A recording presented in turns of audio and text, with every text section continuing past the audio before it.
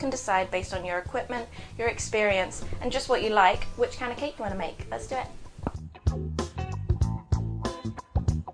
Okay, so the first way is the creaming method. This should be the way that you guys already know how to make a cake. You beat together butter and sugar until it's pale and fluffy, add the eggs one at a time, and then the rest of the ingredients.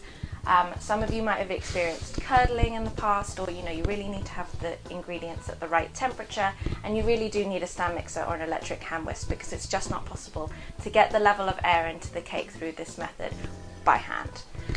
So let's go through it and then we'll see what it's like.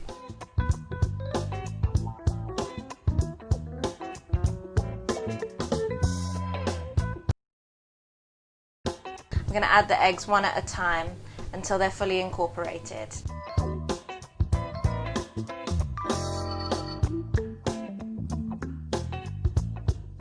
Once all of the eggs are in, it should be nice and smooth and homogeneous. Sometimes at this point it will split if you've added the eggs too quickly. If that happens, just put in a tablespoon of the flour at that point and it should bring it back together. Okay, so now I'm going to add the rest of the wet ingredients, the oil, vanilla and yogurt.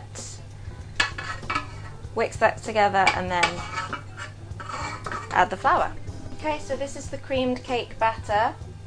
I've had to go in with a spoon to make sure that there's no dry clumps of flour remaining, because that's the tricky thing about folding in flour at the end. And then I'm just going to pop it in my pre-prepared pan.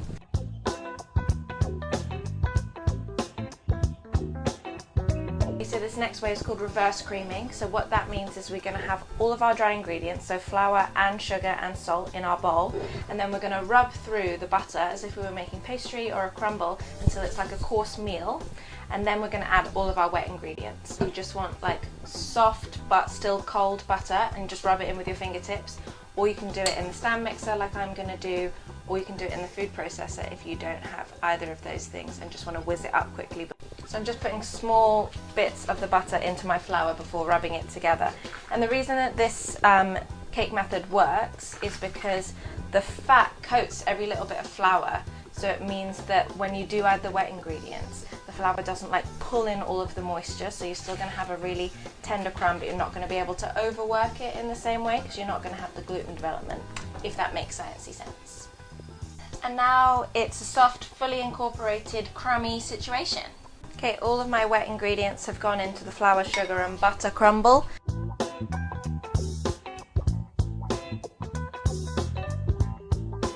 Beautiful! So I don't know if you can see, but it's actually a smoother batter than the creaming method, because you don't have to panic as much about over mixing.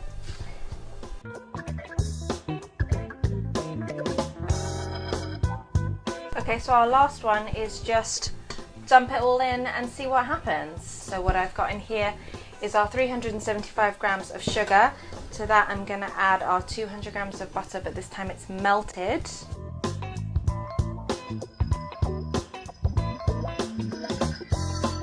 I'm going to add half of the flour and salt. Whisk that together. Okay, so that looks like that now. I'm going to go in with all of my wet ingredients. Okay, that was all of our wet ingredients in. Now I'm going to do the remaining bit of flour and whisk it in.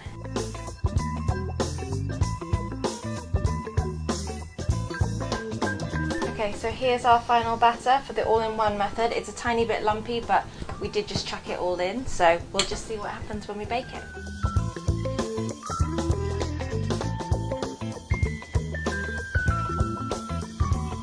Kind of crazy, I think, is the way that the same ingredients just have a completely different texture for all three of the baking methods. This one was really loose.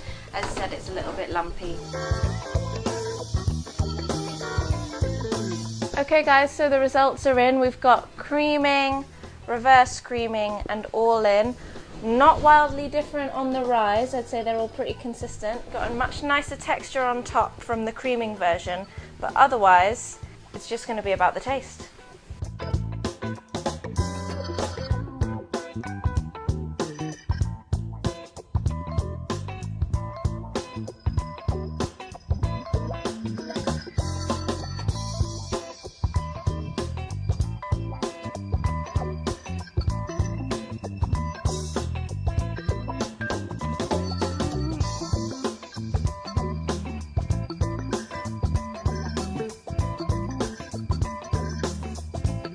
Okay, so looks wise, there's really barely anything in it. They've all got a pretty similar rise, pretty similar crumb, but let's have a taste and see.